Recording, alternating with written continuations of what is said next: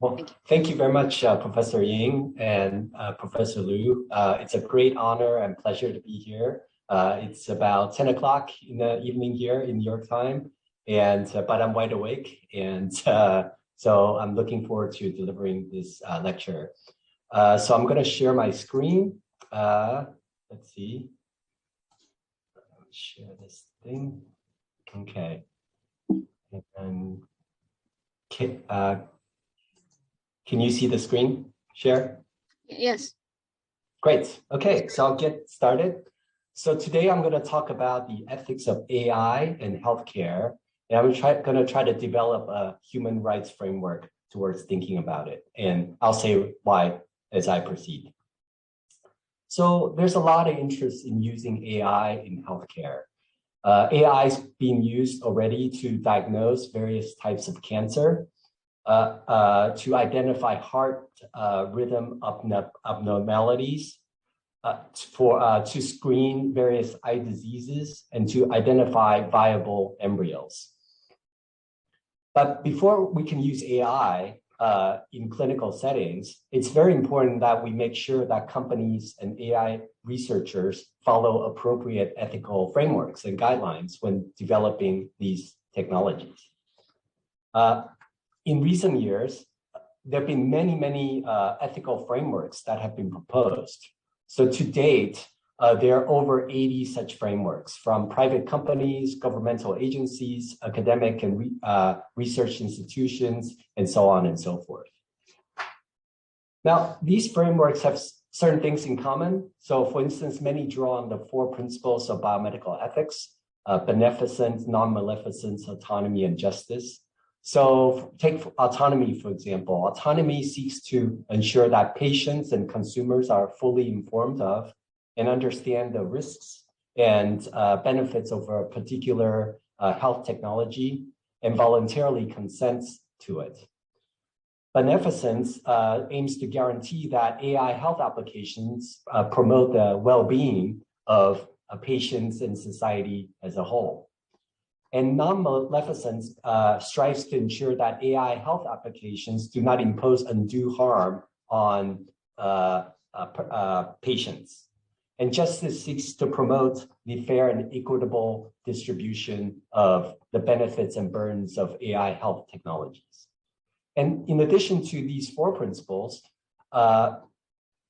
many frameworks also list something like fairness and explainability and trust, given that some forms of AI are not understood easily, if at all, by those who program them.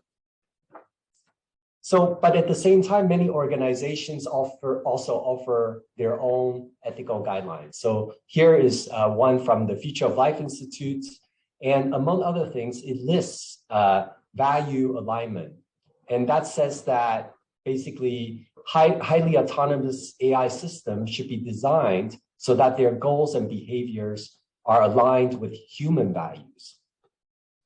Or here's Microsoft. Microsoft recommends that inclusiveness. So what that means is AI systems should empower everyone and engage people. Now, in one sense, it's really great that these organizations seem to care enough about ethical design that they're putting forward these ethical frameworks.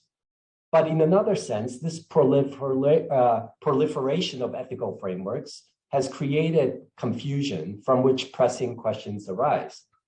So how were these particular sets of recommendations developed and not others?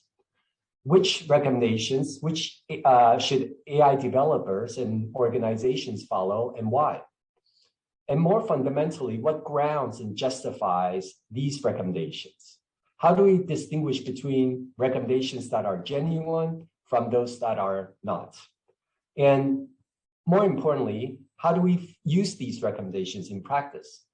For example, it seems reasonable that we should not impose undue harm on patients. But how do we actually achieve this with AI technologies? Or it seems reasonable that we should be able to trust an AI system. But how do we decide which AI system to trust? Now, unfortunately, most of these ethical frameworks, they've been really silent on this question. And so in the literature, they've been criticized as offering abstract, high-level principles that in practice have provided very few concrete guidance. And some people have expressed the concern that these frameworks are just merely forms of ethics washing and virtue signaling, where organizations and companies are exaggerating their interest in ethical AI as public relations exercise, or maybe to forestall governmental regulation. So to prevent such accusations, we need an AI ethics framework that is grounded in substantive normative theory, one that can tell us whether a recommendation is real or not, and one that can give us concrete guidance. So as Professor Ying mentioned, elsewhere I've written a couple books, and I've developed what I call the fundamental conditions approach to human rights. And that approach says that human beings have human rights to the fundamental conditions for pursuing a good life.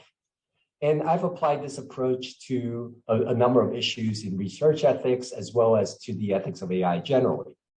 And what I want to do in this talk today is to argue that this approach can also be extended to the use of AI in healthcare. And I'm going to illustrate how this approach allows us to figure out which recommendations are real and how in practice we can, how it can help us identify ethical considerations in practice. So to begin, let me just say a bit about current forms of AI and how they can give rise to ethical problems. So there's no agreed upon definition of AI. For our purpose, we can understand AI as broadly as getting machines to do things that when intelligent beings such as us do them, require cognitive functions such as thinking, learning, and problem solving. And AI can take many different forms.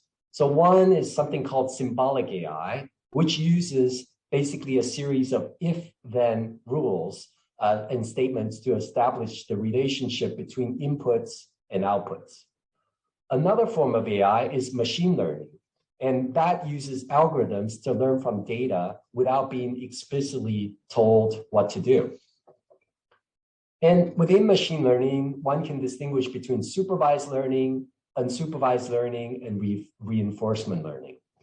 Very quickly, supervised learning is where you take a training set, the algorithm is trained on some sort of data set where the data are already known and labeled. And once the algorithm learns the relationship between the inputs and outputs, it can then apply what it has learned to a different target data set. In unsupervised learning, a given data set has not been labeled, and an algorithm aims to sort the data on its own. Reinforcement learning is where a reinforcement learning agent attempts to learn through experience. And the algorithm rewards an agent if it succeeds in a task and punishes an agent if it fails. And through trial and error, the agent strives to maximize the long-term reward. And these methods can be applied to deep learning. So this uses different layers of mode to decrease increasingly abstract features and basically to maximize information capture while minimizing the loss in predictive accuracy. Now, as impressive as machine learning is, it's got a number of limitations, and that can give rise to a host of ethical issues. First of all, machine learning needs a lot of data to work well. So a supervised learning algorithm can work well, can fine-tune itself when it has access to a vast amount of data. Now, consequently, this incentivizes companies to harvest or buy a lot of data, including sensitive personal data, even when doing so might violate an individual's right to privacy. So an example of this is when the Royal Free NHS Foundation Trust gave about the personal data of about 1.6 million patients to Google DeepMind in 2017. It was done to sort of test a new way of detecting kidney injuries, but they didn't tell the patients about how their health data will be used. Another case is when the drug maker GlaxoSmithKline bought the rights to mine the genetic data of the customers of 23andMe. So that's a genetic ancestry service that can tell you who your ancestors are. Secondly, machine learning is only as good as the data from which it learns. So this is basically known as the garbage in, garbage out problem. If a machine learning algorithm is trained on inadequate or inaccurate data, then it's going to make bad predictions, even when it's well designed. So, for example, algorithms trained on gender imbalanced medical imaging data sets have been found to do worse at reading chest X-rays for underrepresented gender. Similarly, there are also reasons to be concerned that skin cancer detection algorithms don't do as well as detecting skin cancer affecting people of color, because many of these algorithms are trained primarily on lighter-skinned individuals. Now, thirdly, even if a machine learning algorithm gets good and accurate data, if the algorithm itself is bad, it's also going to make bad predictions. So, for example, a bad machine learning algorithm can identify a pattern even when it's not there. So this is known as overfitting, or it can fail to identify a pattern even when there is one. So this is known as underfitting. And the algorithm may also give too much or too little weight to certain features, or fail to include certain relevant features altogether. And faulty algorithms can have very serious health implications. So, for example, in the US, there was a widely used algorithm to determine whether patients should get extra care. And it was found to discriminate against people of color because it used health costs as a proxy for health needs. And because of structural inequalities, Black patients often spend less on healthcare than white patients.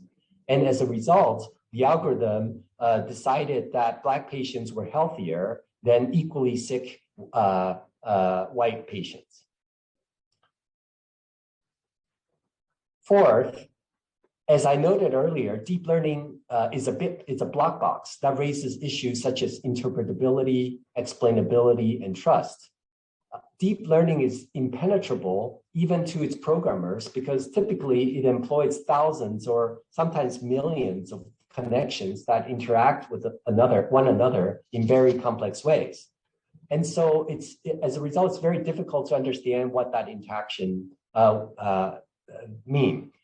And this issue of explainability arises because as humans, we often need to know how a decision is reached.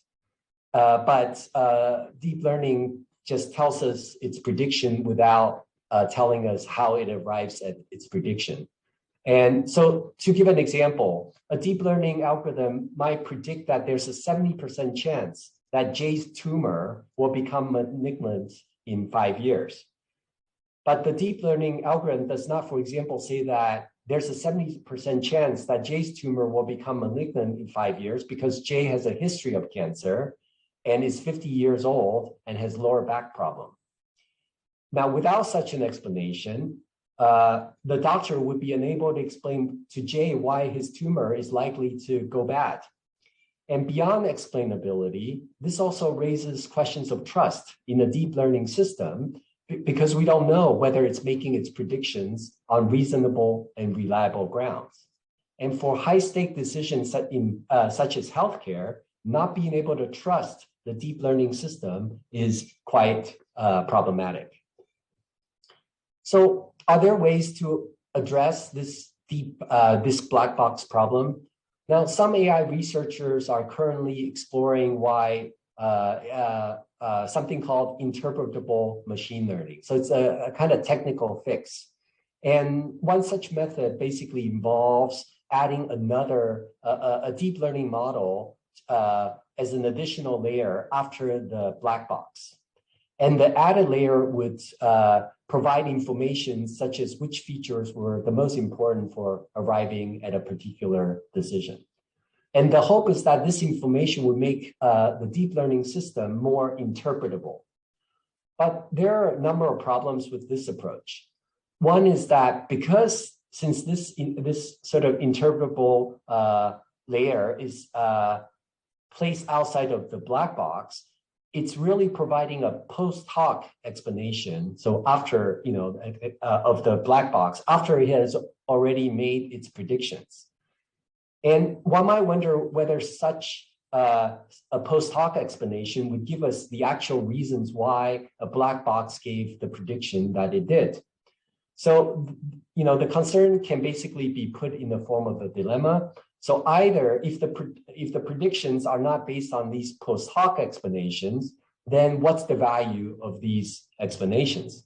They're just a kind of post hoc rationalization that doesn't really correspond to how the black box has arrived at its predictions. Now, suppose instead that the predictions are based on the post hoc explanations. Now, presumably, you can design a new system using just these post hoc explanations. And if that's the case, this implies that the black box, you can get rid of the black box. And in fact, this suggests a way to test the value of these interpretable machine learning systems. And my guess is that these black boxes are probably not going to be dispensable. Probably you're still going to need them. But if that's the case, this suggests that the post hoc explanations have not given us all the relevant explanations of why a black box gave the predictions that it did. Now, other people have said, well, maybe, what we should do is care more about accuracy than interpretability. So we just care that this thing works rather than whether we can understand how it works. And take healthcare, for example. Some people have said that clinicians often prescribe medications without fully understanding why these medications work. So, for example, aspirin has been prescribed for nearly a century, and some people say that we don't really understand how aspirin works. Now, the problem with this response is that we do have some ideas of how aspirin, like the causal mechanisms to which, say, for example, aspirin works, right? So, for instance, we know that something from a willow causes fever and pain to be reduced, even if we do not know anything about salicylic acid, which is an active ingredient in the production of aspirin. This contrasts with a machine learning system, which works through associations and is at least for now unable to track causal relationships.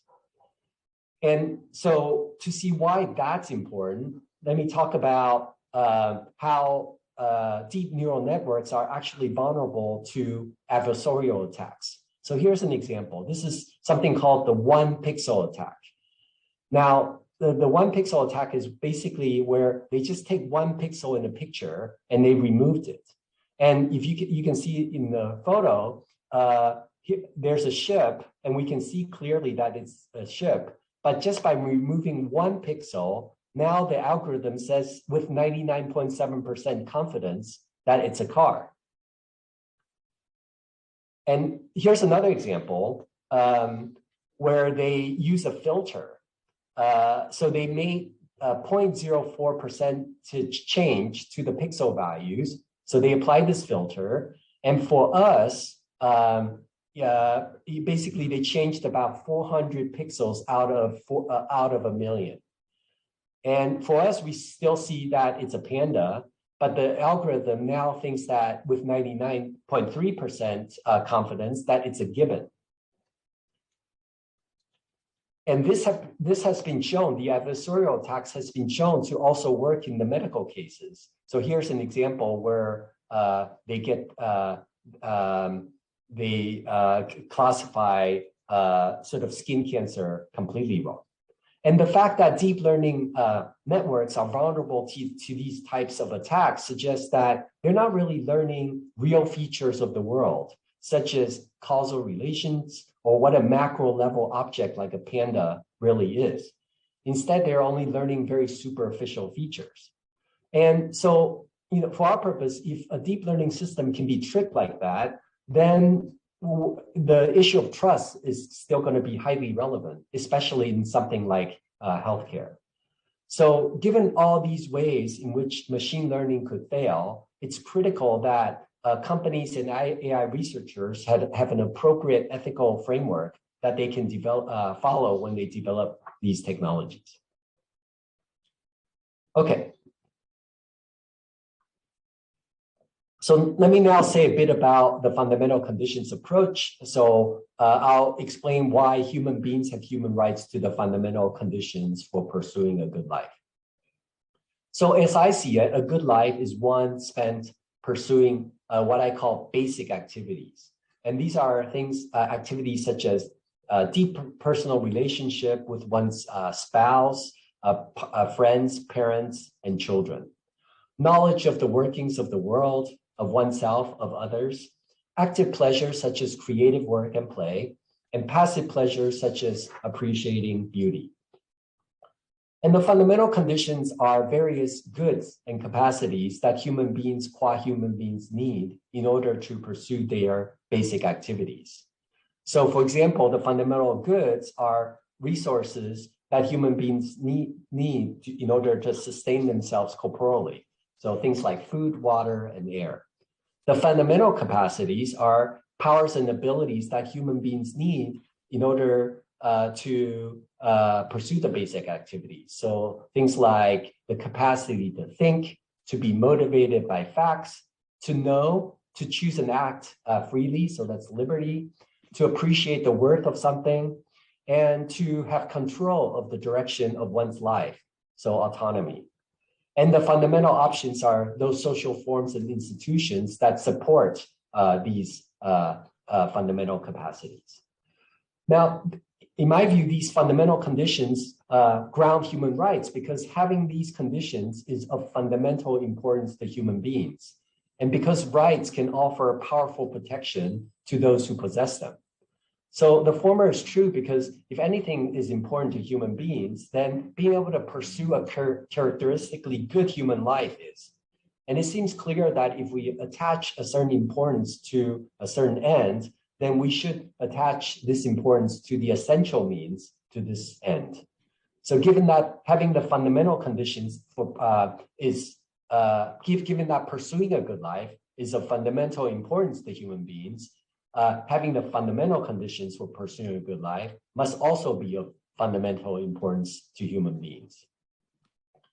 That rights can offer powerful protection to those who possess them is well known. By their nature, rights secure the interests of rights holders by requiring others, the duty bearers, to perform certain services for the rights holders or not to interfere with them. In addition, at least on certain structural accounts of rights, rights typically prevent the right holder's interests that ground rights from being part of a first-order utilitarian calculus. And what this means is that if the right holder has a right to something, then typically no non-right claims can overwrite the right holder's right to that thing. And finally, as some people have pointed out, because rights holders are entitled to these services as a matter of rights, this means that right holders can simply expect these services without requesting them. So given that the strong protections that rights can offer for the right holders, and given the importance of having these rights to the fundamental, given the importance of having these fundamental conditions to human beings, it seems reasonable that human beings have rights to the fundamental conditions. So if this is right, this gives us a reason for thinking that human beings do have the rights to the fundamental conditions for pursuing a good life. Okay, so now I'm going to apply this approach to AI in healthcare. So the approach can explain why many principles found in various AI ethics frameworks are genuine ethical principles. But it's so for example, take autonomy or respect, which is found in many such frameworks. And that this requires patients to be fully informed of and understand the risks and benefits of a particular AI health application. Now, the fundamental conditions approach can explain this pretty straightforwardly. As noted earlier, autonomy is being able to control the direction of one's life. And it's, as I said earlier, it's one of the fundamental conditions. To be able to control the direction of one's life in the context of AI healthcare, one needs to be informed of and understand the risks and benefits of a particular AI health application. And one's use of this technology needs to be voluntary. So the fundamental condition approach can therefore implies that patients have a right to have sufficient information and the time to decide whether to use a particular AI health application, and a right to make that decision without being coerced or exploited. Take non-maleficence. This is also grounded in many frameworks, and this seeks to ensure that AI applications don't impose undue harm on patients.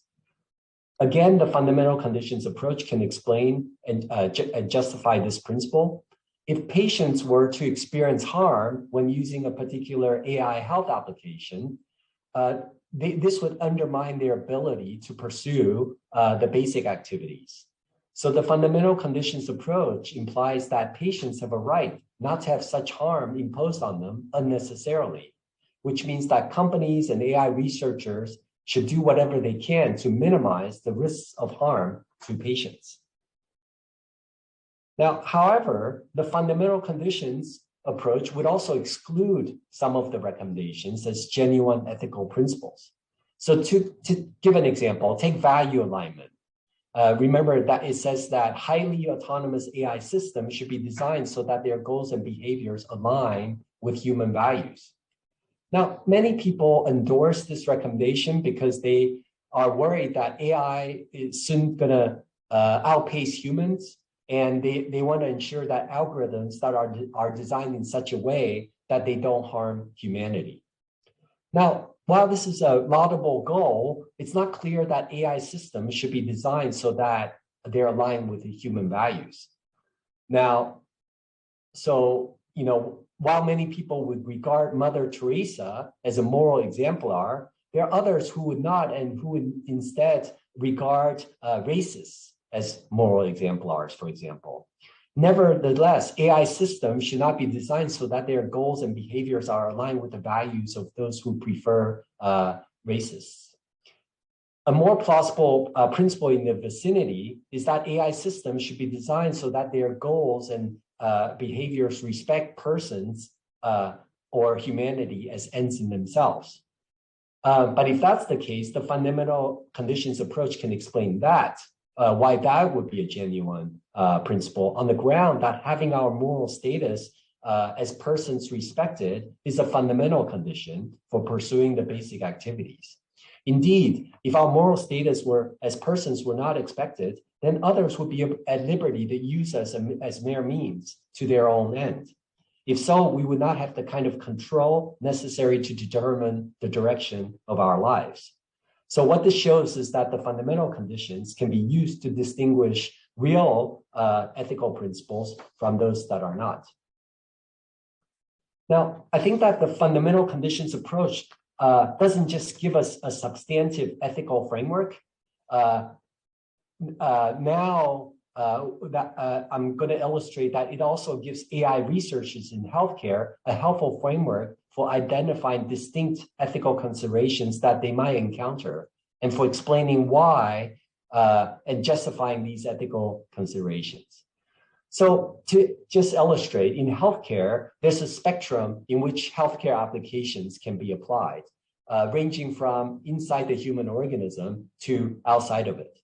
And so the former might be, for example, a smart pill that you put into the body to monitor vital organs, vital signs, while the latter might involve processing data from an imaging device that detects skin cancer. the fact that a particular health algorithm will be placed inside a human organism can raise distinct ethical issues. So here's one. Such an algorithm can directly and negatively impact a human being's basic health. So as I understand it, basic health is the adequate functioning of the various parts of our organisms that are needed for the development and exercise of our fundamental capacities. For example, the capacity to think. And various life processes, respiration, digestion, absorption, and various organ systems, the nervous system, the skeletal system, the cardiovascular system, and so on and so forth, make up and enable and sustain these fundamental capacities. Now, these parts of our organism must function adequately for us to develop and exercise our fundamental capacities. And it should be clear that algorithms that operate inside our human organism can directly and negatively impact our life processes. So for example, a smart pill inside our body could deliver the wrong drugs or deliver the right drugs, but at the wrong time, thereby disrupting and possibly damaging various life processes. For our purpose, the fundamental conditions approach can explain why basic health is an ethical consideration we should take seriously. Basic health is something that human beings, qua human beings, need, whatever else they qua individuals might need in order to pursue a good life. Without basic health, human beings will not possess the fundamental capacities, and without possessing the fundamental capacities, they can't pursue a good life. So basic health is a fundamental condition for pursuing a good life. Now, earlier I said that human beings have human rights to the fundamental conditions for pursuing a good life. So it follows that human beings have a human right to basic health. So the fundamental conditions approach tells us to take basic health seriously because it's a human right. That human beings have this right means that they have a right not to be exposed to an undue risk of something such as a healthcare algorithm that can negatively impact their health. Here's another consideration. To get healthcare algorithms to operate inside a human organism, we would need to put them inside somebody's body. But bodily integrity is also a fundamental condition, because without control over one's body, a human being would be not be able to pursue a good life. So on the fundamental conditions approach, we also have a human right to bodily integrity. So this approach offers another reason why we should be more cautious when we're trying to apply healthcare algorithms inside a human body, namely because there's the potential to undermine someone's right to bodily integrity.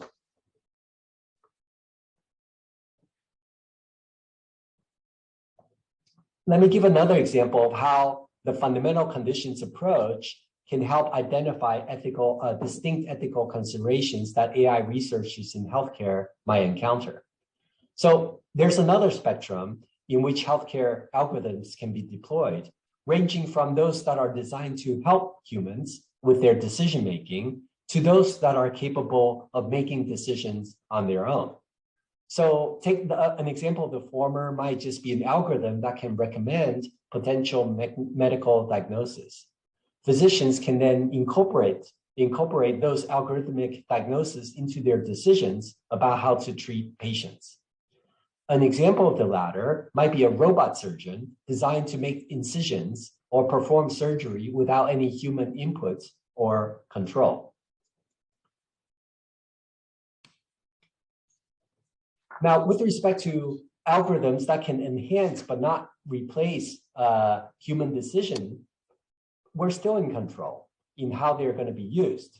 And this means that we can choose not to use these algorithms if doing so happens not to align with our preferences or our values, or if we believe that doing so could cause harm and violate the rights of others.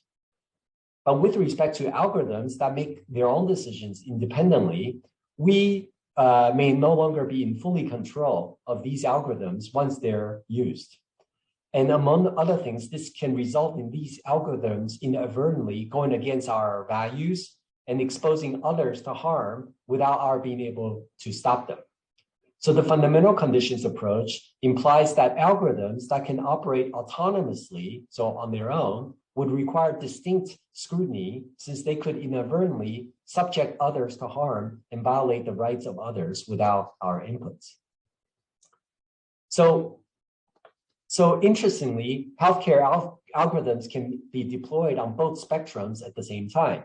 So take type 1, you got it can be inside inside a human organism, but make decisions on its own, or it could be outside the human organism and make decisions on its own, or it could be inside a human organism. Type 3, inside a human organism, but it's only an input to human decision making, or it could be type 4, outside the human organism, and but just inputs into human decision making. So an example of type 1 might be next generation brain-computer interfaces or smart pills, both of which would operate inside a human organism and be able to make decisions without human input.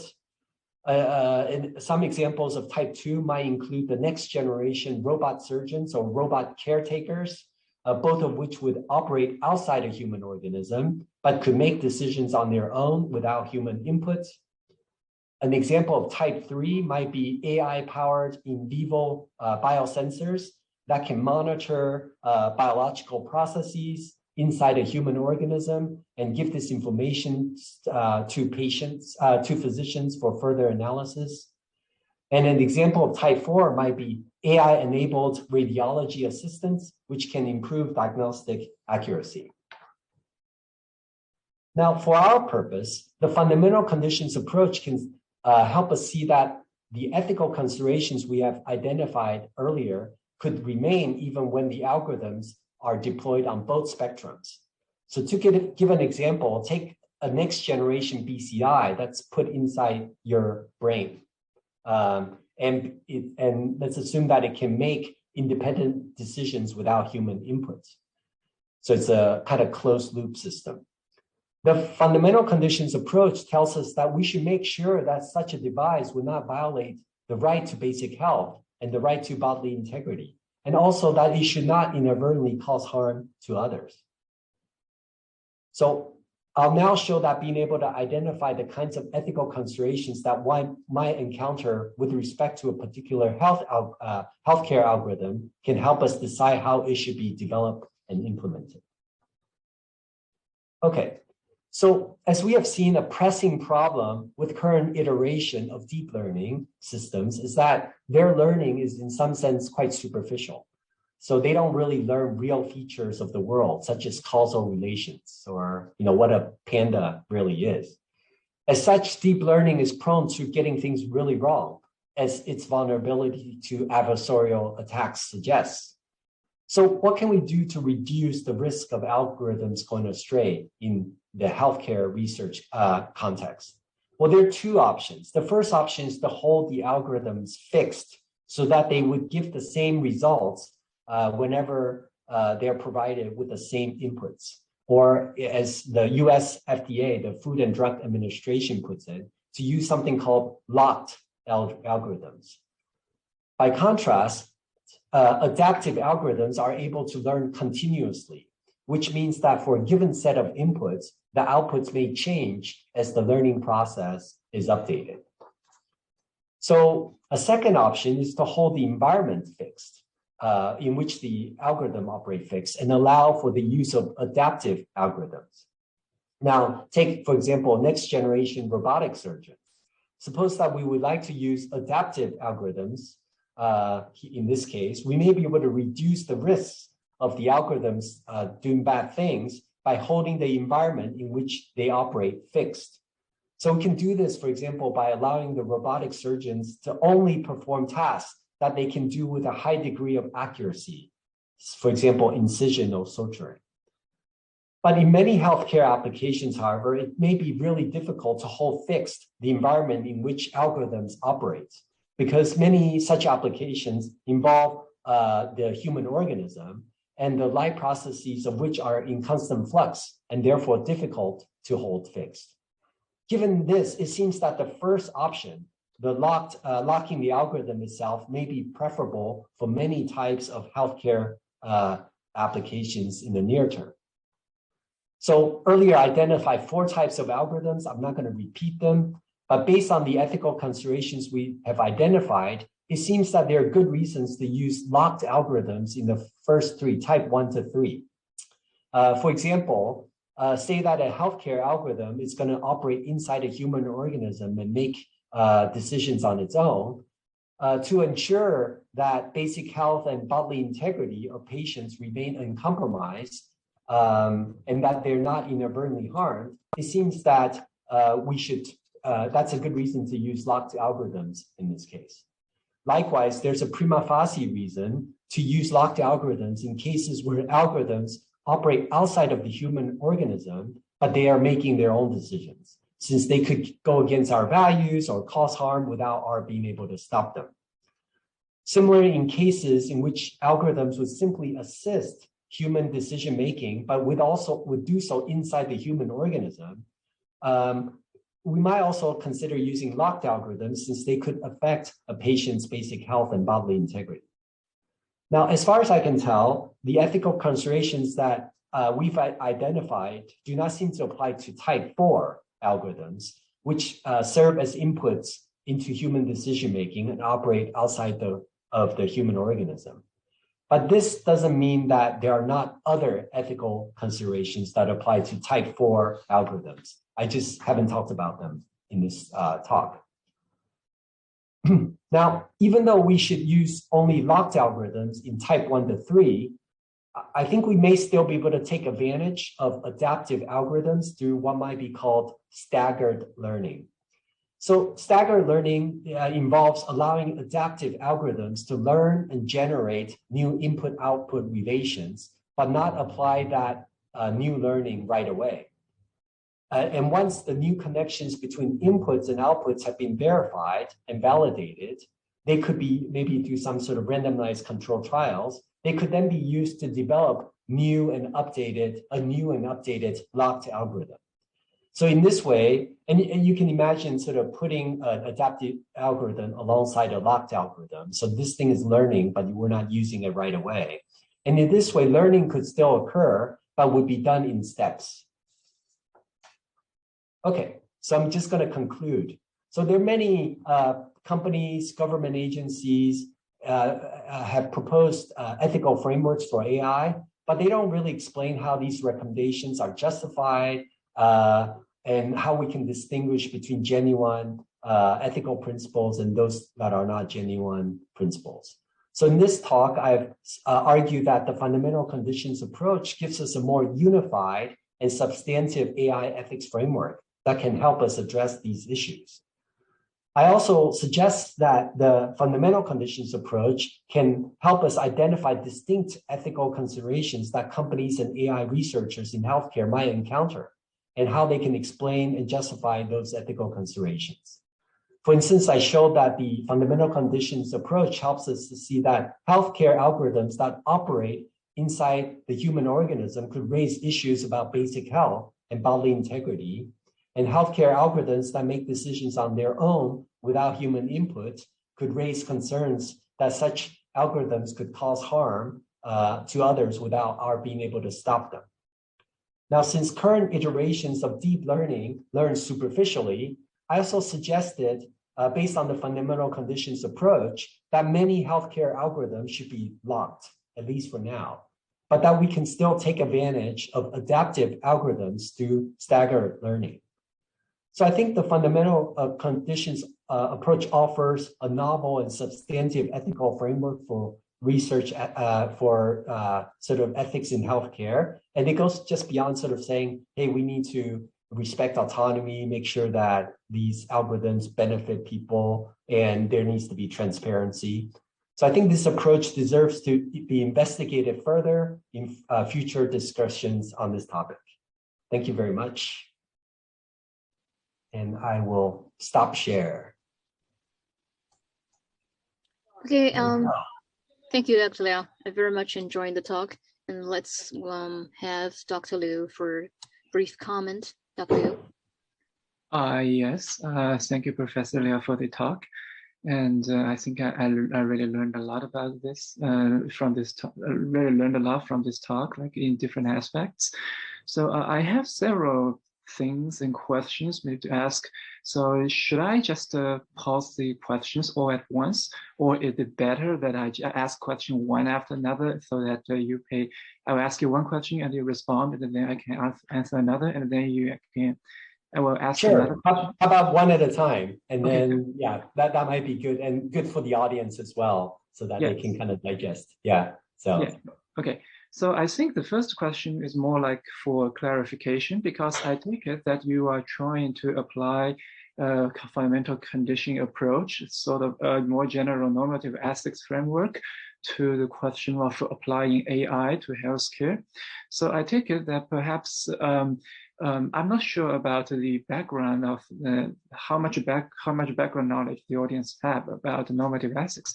So I guess maybe it will be more helpful for you to clarify a bit about, say, like where your fundamental conditions approach locate in the normative ethics, like how it compares to consequentialist idea or right-based ethics and virtual ethics or ethics of care. I take it that you are proposing a more like a right-based, human right-based ethics, but sounds like the right here is interpreted quite substantively and with a lot of concrete like the contents to it. So it's not like an abstract Kantian sort of categorical imperative. So it's much more, it's a more substantive right-based ethics. Is that correct? That's absolutely correct. So I'm taking thank you for that excellent question. So I'm taking a rights-based approach. It's a non-consequentialist approach.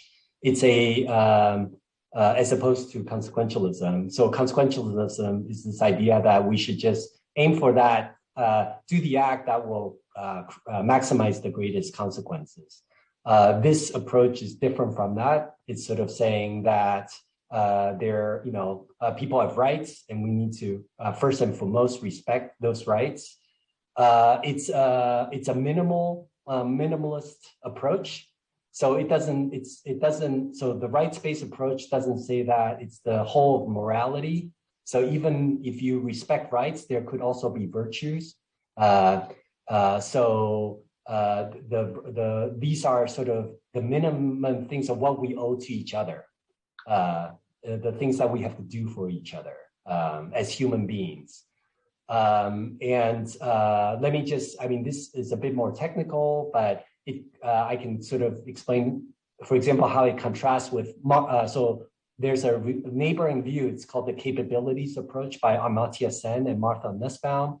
So there are a couple of differences with the capabilities approach. So the capabilities approach is about fundamentally capability. So Nussbaum distinguishes between functioning and capabilities, right? So functionings are sort of states in the world, like your health, and the capabilities are your options to choose, whether you can choose to do something. So, and Nussbaum argues that the capabilities approach is basically saying that, what's important is you have that ability to choose. So for example, you might choose, like hunger, you might choose to be hungry because you want to protest or something like that, right? So for Nussbaum, capabilities are what's really important.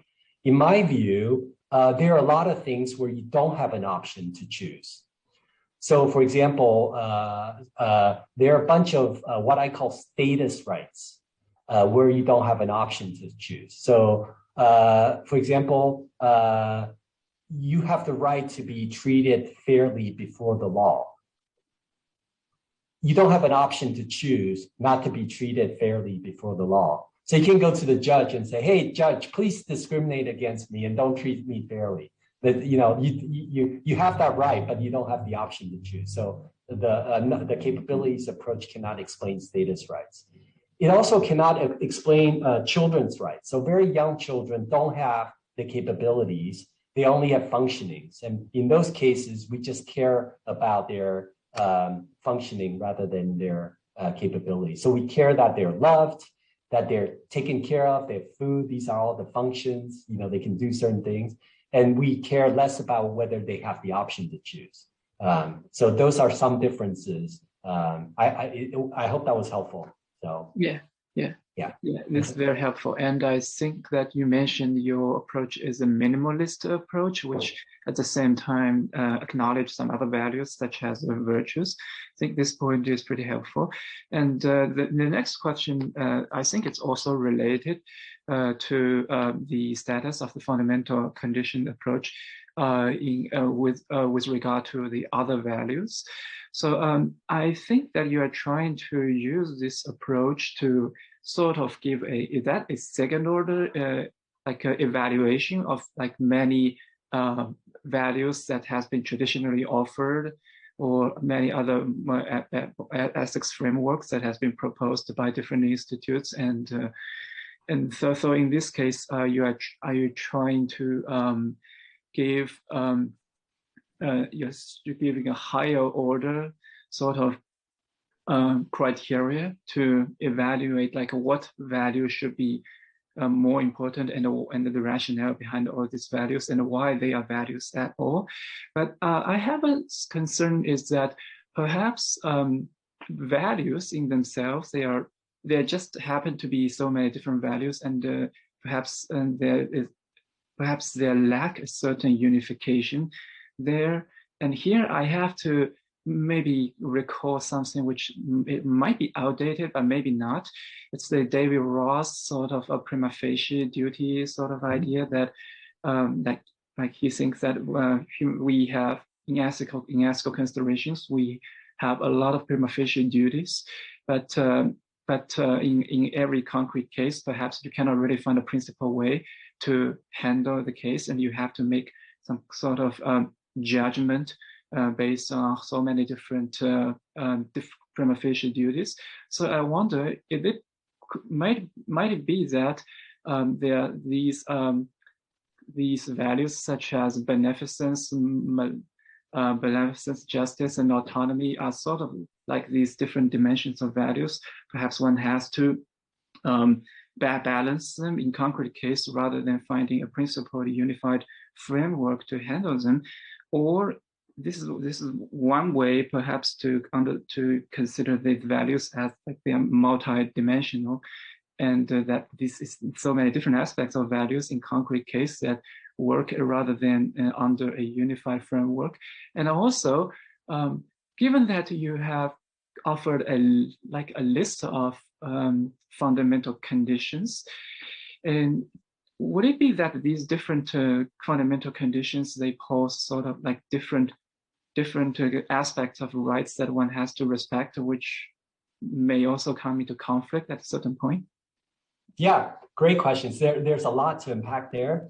So I think the way I'll try to respond is by sort of saying that, yes, I'm trying to come up with something a bit more unified and more substantive than Ross's account. So Ross has this intuitive approach, right? Sort of intuitionism, where you just got these intuitive principles, and then they could conflict, and we don't know exactly how they, sort of like we just have to use our judgment or something to figure out how to, when they conflict.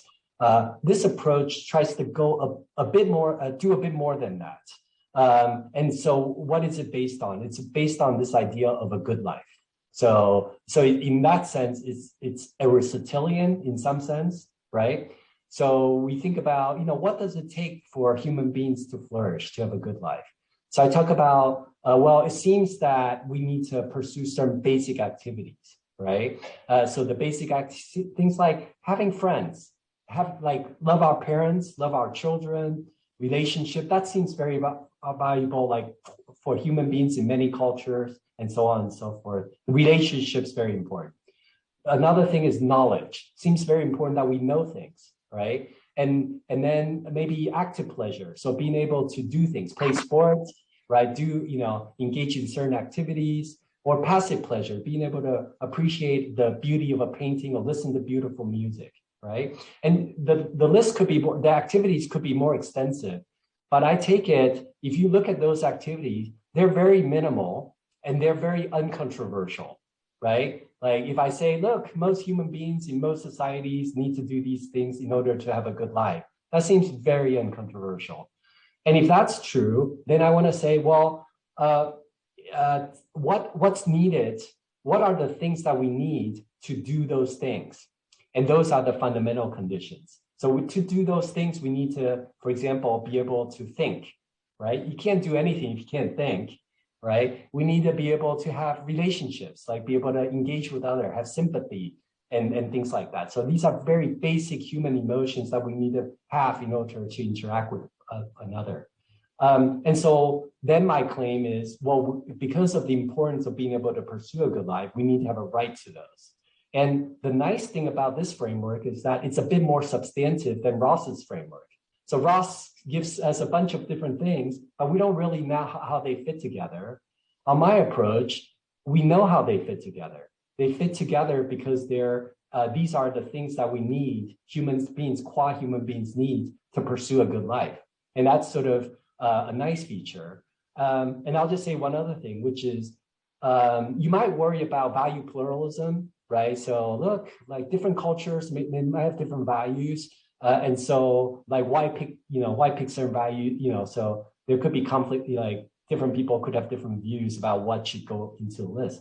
But notice that on the fundamental conditions, they're really so minimal that I think it's going to be very hard to find people who will object to them. Like who can object that you need to be able to think, right? Or to be able to have relationship with other people. And so that makes it a very nice feature. So it avoids a lot so it's a substantive theory. And this is how it differs from Rawls's theory, right? Because Rawls tries to be sort of theory neutral. He didn't want to bring in comprehensive theories. This brings in comprehensive stuff, but it's in a very minimal form. So it's trying to have its cake and eat it as well. So yes. Okay, so nice. And so at one point, I think you said that your fundamental conditions approach can be used to tell like which values are maybe not really ethical. I think you said that the Future of Life Institute, if I remember correctly, which says that when you're developing AI ethics, you should also make sure that guarantee that these AIs, they will also eventually respect the human values. And you criticize this by saying that, but human values, it could be sometimes random, like certain human values may not really, sounds like really laudable values. But I think perhaps when they talk about human values, with concern that AIs might one day outpace human beings, it could be something like, for instance, because machines could have such superhuman capacities, perhaps they will also develop certain values which are superhuman that don't really align with how we as Homo sapiens have. So it would be something like perhaps also against like in the ethics of whether human enhancement is plausible, is acceptable. Perhaps there are thinkers people might think that, well, enhancing your capacity, it could make certain, it's like making human beings into something superhuman. It sounds a bit monstrous, right? So perhaps when they say that one part we should consider when developing in protecting human value, perhaps they are trying to say that at least we should also prevent this kind of monstrosity which comes into being because of because of AI. So I think this, perhaps some people disagree, but perhaps this is also acceptable value. And toward that, do you have some comments based on your fundamental conditions approach? Yeah, sure. So, I was trying to distinguish between sort of two types of human values, right? So you could think of just human values as just what humans value. Now, if that's the approach, my point was that, well, human beings, they value all sorts of things, right? Sometimes some people really like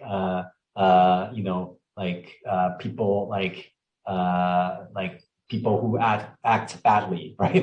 They admire those people who act badly, right? And if the alignment is, if robots are supposed to kind of respect those type of values, then why that doesn't seem to be normative, doesn't seem to be very ethical. And here's a reason to think why some of them do think that. So like Stuart Russell, for example, has something called inverse reinforcement learning. He's a AI scientist at Berkeley, and he's got a book called Human Compatible, where he defends this idea that we should align robots with sort of human values. And his idea is to say, no, look, these algorithms, they should just watch what humans do and mimic what they do, right? Well, but if they're if they're watching sort of someone like a bad actor, like a mob or a crime boss or whatever, and learning what they do, then why do we want to align those values? Now, there are other values, right? There's another set of values. You might think that it's not so much human values, what they value, but the value of humanity, right? And so there I say, yes, but the fundamental conditions approach can explain that, right? Why, because it's a fundamental condition and we need to respect that. And I think what you're saying about the monstrosity, I think you're talking about the latter as well. You're sort of saying, look, the value of humanity is very important, and shouldn't they be able to, shouldn't robots respect the value of humanity, right? Respect us as persons. And there I want to say, yes, I totally agree. But then that's a case where the fundamental conditions can also explain, those type of things.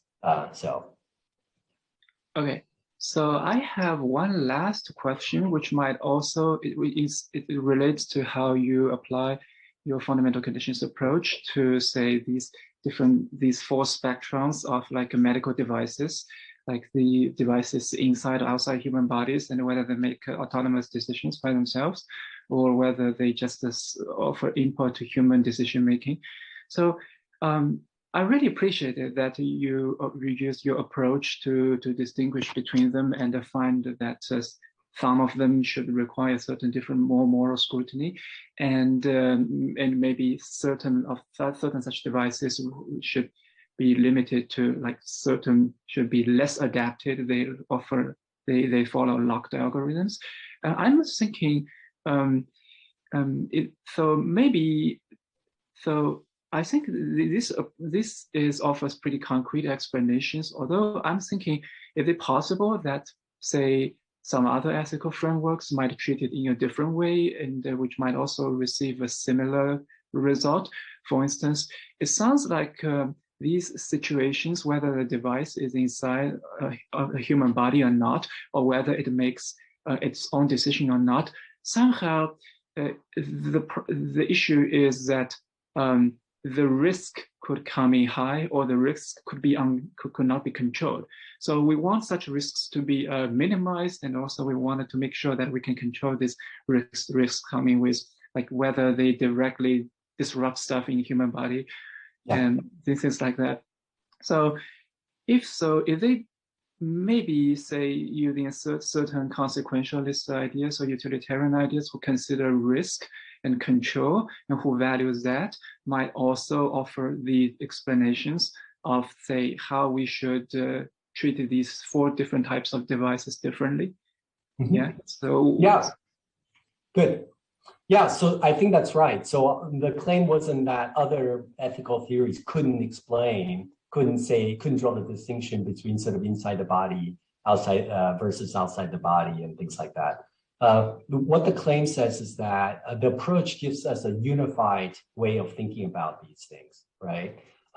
If you just talk about if someone says, look, maybe we shouldn't do this, it's kind of risky, then we want to ask, why is that? What's the justification? What makes it risky compared to so people, for example, talk about how, at least in the US, we talk about social media and how risky it is for teenagers. I have a teenage daughter, right? How risky it is for them. It affects their mental health and things like that, right? And so that's also risky too. There are all sorts of different types of risks. And the question is, well, how do we decide why, what is it about them such that we need to intervene in them, and so on and so forth. And what the fundamental conditions approach does is it provides us with an explanation and a justification, right? It explains that, look, this is risky in part because it affects your basic health, in part because it affects your bodily integrity. Now, a consequentialist might not care about any of that, right? As you know, the consequentialist thinks that, look, if you got 5 people, if you got 5 people who need organs, right? Different types of organs, and then there's a healthy person that's walking by, and then you can just sort of pull that person in and take that person's organ and put it in the 5 people. Then, at least on some versions of consequentialism, it would be okay because it maximizes, you're saving 5 people, right? It maximizes the greatest consequences. And so the consequentialist approach doesn't really, it doesn't tell us about things like rights and sort of the right to basic health and so on and so forth. I'm being very quick here. There are, of course, 2-level utilitarians that try to mimic the idea of rights and so on and so forth. And then we need to get into the question of whether it's the right kind of reason or the wrong kind of reason, and so on and so forth. But at least the very superficial, the very simple type consequentialism, there's going to be a big difference. But what's nice about this approach is that it gives us a very clear way of understanding exactly what's at issue, what's at stake here, and what are the ethical things at stake. Yeah. Okay. Thank you very much. So these are my questions for now, and thank you very much for the talk. And I will give the microphone to our chair. Yeah, thank you for the excellent questions, Dr. Liu. Thank you very much for dialogue. So we will have the audience asking questions. I see a lot of our audience that are waiting. Professor Fan Ruiping. Professor Fan. Oh, Thanks. hello. Yeah. That's so nice to see you. Hello, Matthew. Long time no So see. good to see you. Long time no see. You look great. You too. You look great very too. much enjoyed your talk. Great talk. Thank you so much. I have 2 questions. The first question is about your comments on black box problem. Yeah. I'm not sure I got your view very clearly. Personally, I don't think that's a real important ethical problem, because I myself also often find I don't know how I made the decisions I did. So eventually, if the machine can really tell me my early cancer cells so well, I really don't care about how it makes the decision and whether it's based on superficial connections or causality or whatever. Yeah. So I really care about it can tell me accurately better than other doctors. I get cancer cells. I take that's also your view, but I'm not sure. Is that this black box problem is really an ethical challenge for us, or it's not really important? Yeah, that's a great question. So so that's the debate. So a lot of people say, look, we just care about accuracy. Look, if it can tell us that this really is the cancer, what's the problem, right? And I think partly that's right. The problem is that at least certain current forms of machine learning right now they don't understand causal relationships, and they don't understand they don't know what an object is. So for example, just 2 days ago, Tesla, there's a Tesla car that ran into a private jet, destroy a $3 million private jet because it couldn't recognize a private jet. So probably, how did that happen? Probably this Tesla is typically is trained on sort of images of roads, of road signs, of people, and so on and so forth. But it wasn't trained on images of private jets, right? So as a result, it didn't recognize the jet and just ran over and destroyed the jet. But the thing is, notice that human cognition is very different. human cognition, even though it's just with one instance, we already know that's an object, this is not, and so on and so forth. And so there's a long way to go still for like machine learning of this type to approach this type of human cognition. And I'll just say one other thing, which is you're right. Like, I think we, you might think, well, human brain is a kind of a black box too, right? Like, we don't really know exactly. We're still trying to figure out how human brains work. But what we do know, what we do understand as humans is causal relationships, right? We know about causality in a way that these algorithms, they're more associational. They only know like this thing is associated with this and so on and so forth, but they don't really know which one's more important than which one comes before the other one, or how things hang together. And I think that's at least in the near term. So we're talking about near-term challenges. At least in the near term, that's the challenge for these machine learnings, and that's why we can't trust them right now. Now, you might be right that in the future, machines become so smart that they have exactly our cognition, right? And they can tell, they can understand causal relationships. They can distinguish the private jets from, just something else, and so on and so forth. But that then is a very different, like those machines will have different features compared to the type of things that we're dealing with now. So, yeah. So basically, you still think our idea of causality is something important that general statistical or probability cannot really give us the same significance for its life ethical significance or some. Anyway, you still think this causality idea is something important for our lives. Yeah, that's right. That's right. A lot of things that we can do as humans is understanding causality. That sort of is quite important. There are other things like counterfactual thinking, right? That's another thing that you might wonder whether machines can do counterfactuals. So we can talk about trolley problems and imagine hypotheticals, and they might not be able. They can only take actual sets, whatever they've been trained on. If they haven't been trained on, then it's hard for them to think about, the counterfactuals of certain things. Whereas we can think about all sorts of counterfactual possibilities, without ever experiencing them or being trained on those type of things. And so there are a couple of things that are different between human cognition and computer cognition, and that's making a difference, especially in the healthcare arena. So, yeah.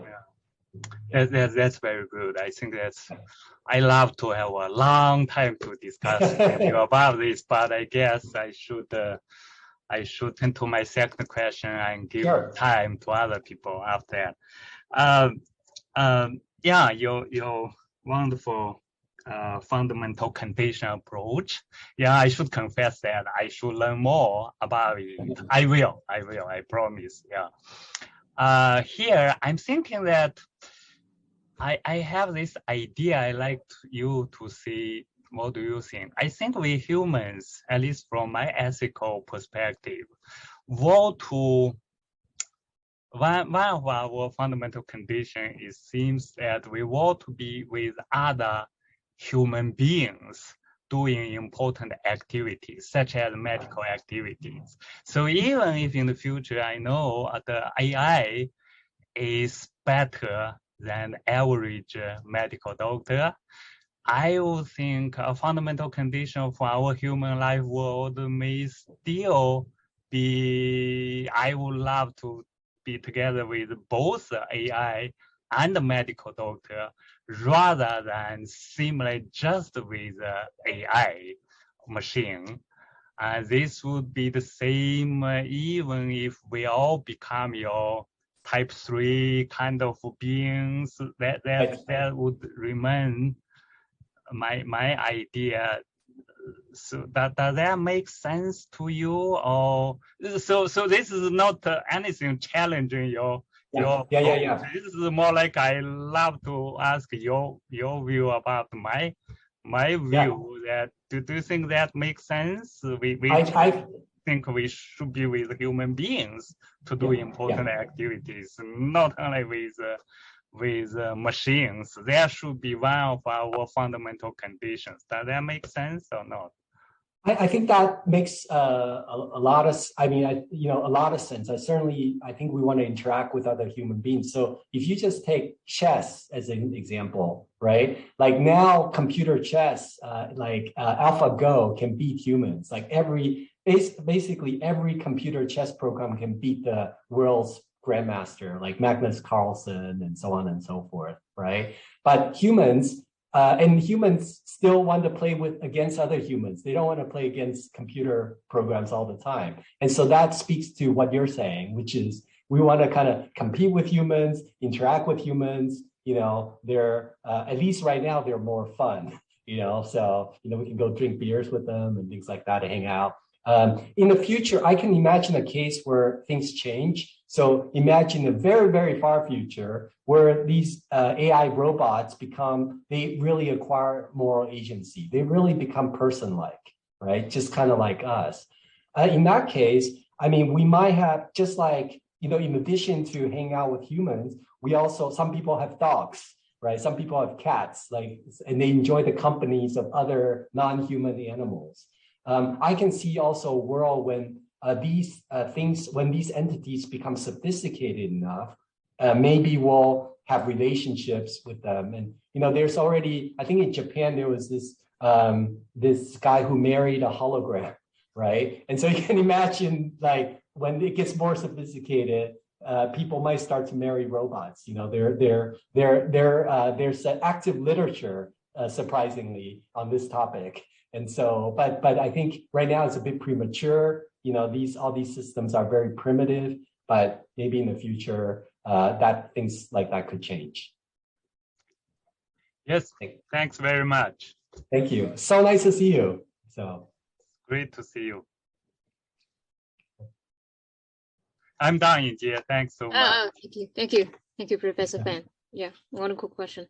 So we have another question from we have a question in the chat box. Can you see that, Dr. Liao? Do you want to read it to me so then the whole audience know the question? Okay. Here is Yuki's question, but there are three. I see. So the first question is: do you think cognition is computable? Do I need to read all of them at once or one by one? Maybe just one at a time. Right. But keep it brief, so we have another two questions followed. Thank you.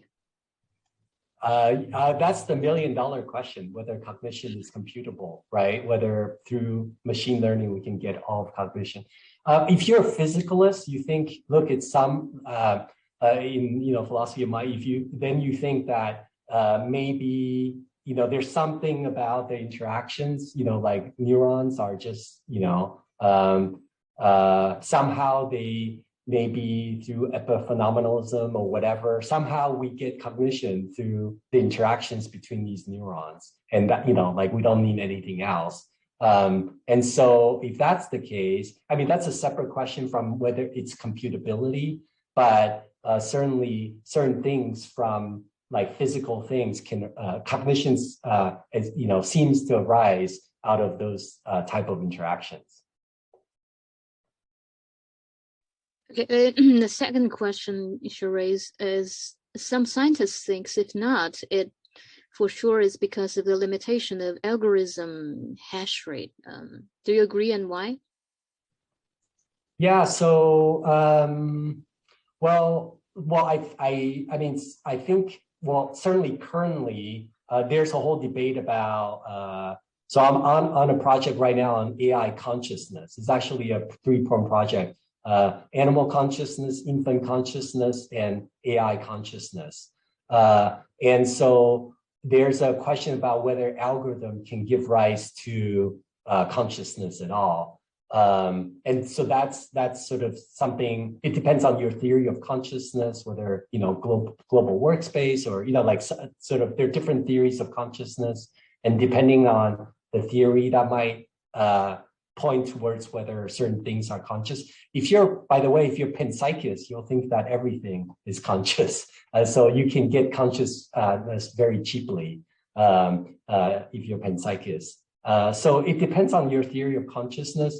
My view is that I think that at some point, I tend to lean towards more of a physicalist approach. And so I think that, again, if the neurons themselves can produce consciousness, and there's in that process that those neurons can be imitated. Imagine you can do I tend to be a functionalist, so you can you can imitate those neurons and create artificial neurons.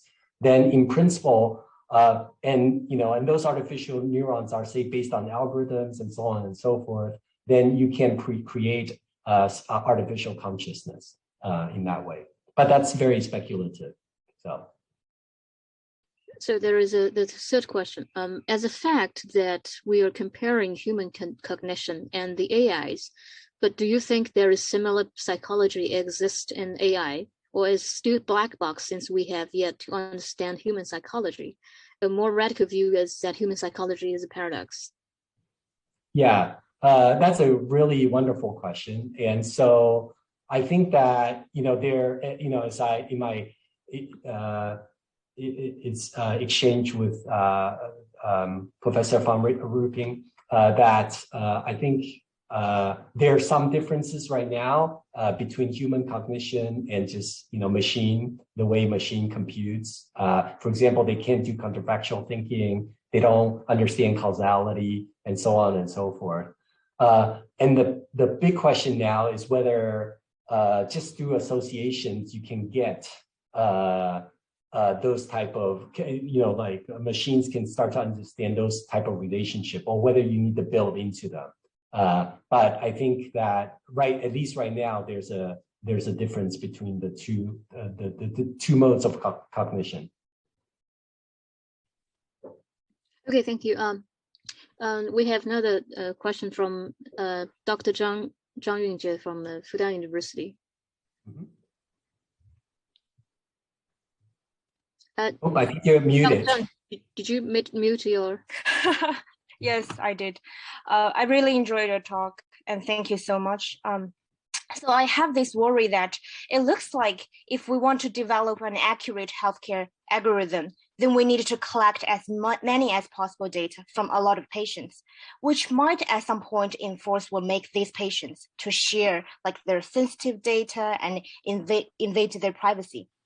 So maybe the designer or a company of this program or algorithm will justify that, just to share your data. This is for this bigger project, and this is for all humans' goods, or this will lead to a next level human living condition, or whatever, all these big meaningful titles you can imagine. But what if this is just one more excuse against the individual human's right, that I have certain control to not share my personal data? I don't know, maybe somebody will justify this is not the kind of human right I'm thinking about, or maybe this is just a status right, but I don't think it's sufficient. So could you say more about it? What do you think about it? So I didn't quite get your position. You think that people have a right not to share their information? Is that what you were suggesting? Yes, at least my sensitive health data, those kind of stuff. Yeah, great, excellent question. So I have a colleague and a student who's now at Oxford. She wrote a book called Privacy is Power, where she basically says that we need to take control of our sort of private information, and sort of especially from social media companies and so on and so forth. So I'm very sympathetic to that view. I think the way I think about privacy and sort of the greater good is that the problem with collecting a lot of information from people is that some of the information can be used against them to violate their rights. So, for example, in the US, insurance companies might use certain information to deny people healthcare.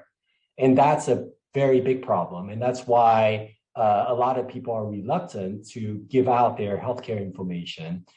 Compare that with, say, Iceland. So Iceland had this big project, and it's all about biobanks, and they seem to all be related to one another, and so they collected a lot of healthcare information. Everybody volunteered, and it's a national biobank project.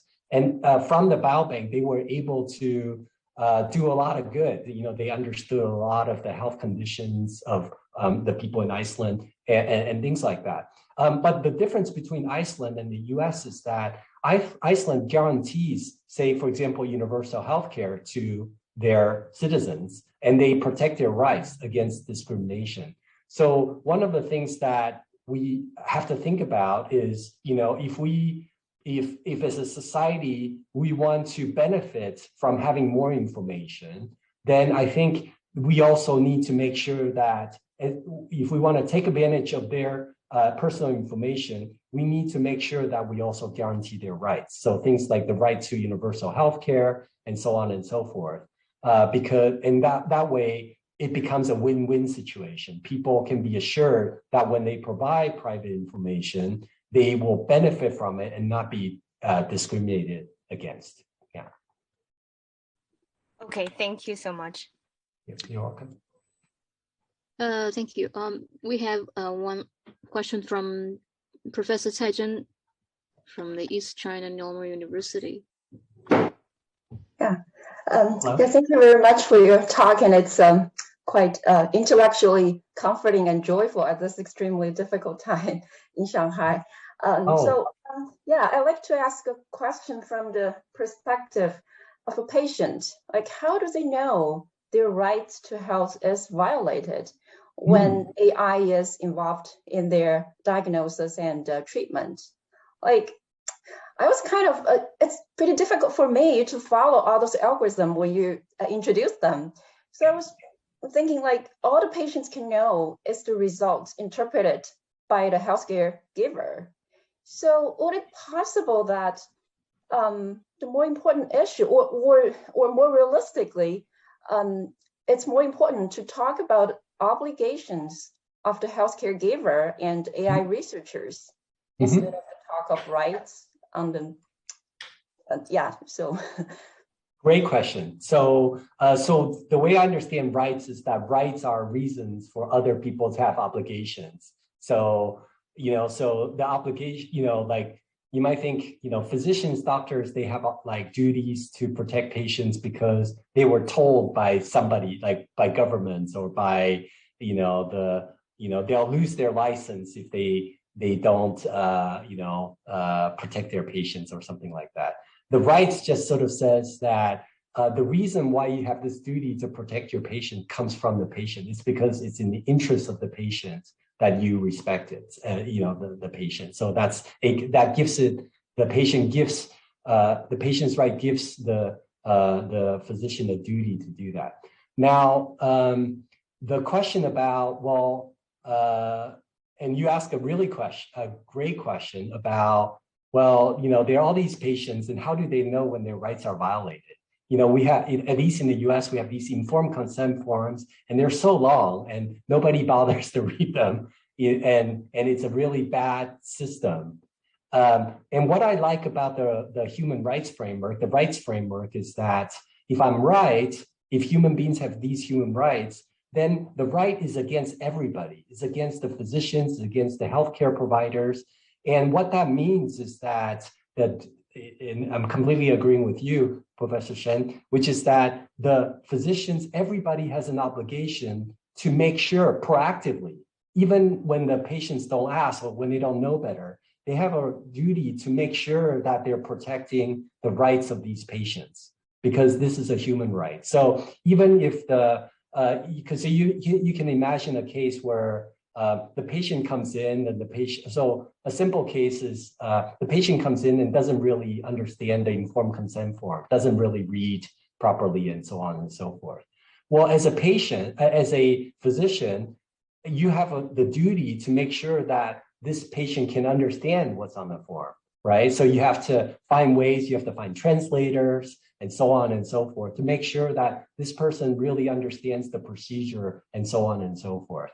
And that's a proactive way. It's not just sort of saying, oh, legally I'm obliged to do that, but this is a moral requirement, right? Morally, we're required to make sure that this patient really understands what's going on. And that means trying different ways of communicating with this particular patient. So it's more than just sort of, oh, just sign here, check a box, and that's it. So I call that checkbox ethics. And I think that's a very bad way of doing ethics. I think a much better way of doing ethics is we have to be proactively protecting these patients. And I think the human rights framework tells us, like that comes right out of the human rights framework. So. Yeah, thanks for your response. Thanks. So Professor Liang, we're running out of time. Would you like to take one last question from Sure. I see someone raise their hand for a long time. Sure. Nanduk, did I pronounce it correctly? Sorry, I don't have video. No problem. Go ahead. Yeah, and also, I only have a bachelor in finance, so I'm possibly the dumbest person here, but yeah, it makes me a little nervous. So I have two questions. The first one is I want to bring up an anecdote. I have audio, right? Okay. Yes. Okay. Yes. Yeah. So everyone know about Stephen Hawking's infamous finger. He had this one finger that he would be able to type words. And during, I read online that during his last years,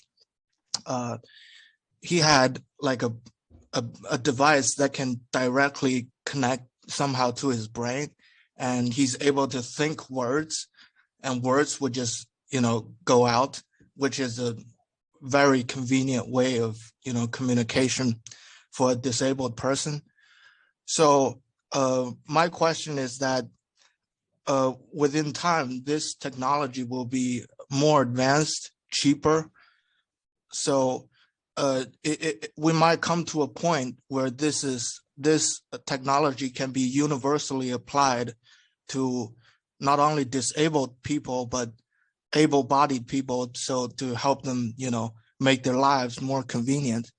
And it's possible that corporations or techno autocrats can misuse this kind of power, and the technology might get to a point where you're just thinking certain thoughts, and if the companies that sell you these products leave a back door, or for them or for autocrats, the governments or any institutions that might be interested in them will be able to steal these thoughts directly from your brain, basically.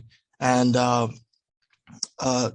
also, if the machine, when the machine gets more and more advanced, they become more preemptive, right?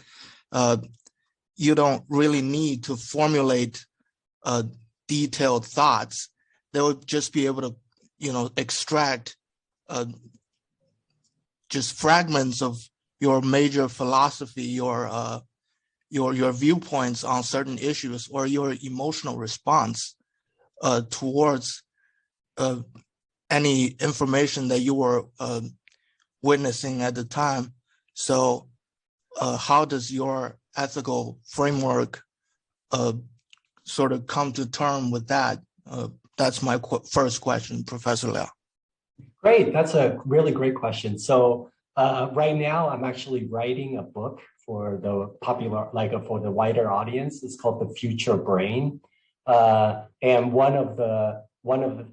so I actually talk about this technology in my sort of this book that I'm working on. And you might be interested to know that in March this year, there was this guy who was in locked-in syndrome, and he was able to communicate with his son, basically using a device that you're saying. So locked-in syndrome patients are patients who can't move at all, and they can't talk, they can't do anything, but they're conscious, they're fully conscious. So using his thought, he said that he wanted beer, so that was, so this technology is coming. There's something also called deep brain stimulation. So you sort of put into your brain a device, and it's used already by about 100,000 patients around the world for Parkinson's disease. Right now, many of the systems are open loop systems. So basically, you have to turn the dial. You can send electricity to your brain. But in the future, right now, they're coupling BCIs, brain-computer interface devices, with AI. And so that it's going to become a closed loop system. So the closed loop system will monitor your brain thoughts and will sort of interject and, sort of like send signals automatically. And that's close to the systems that you're talking about.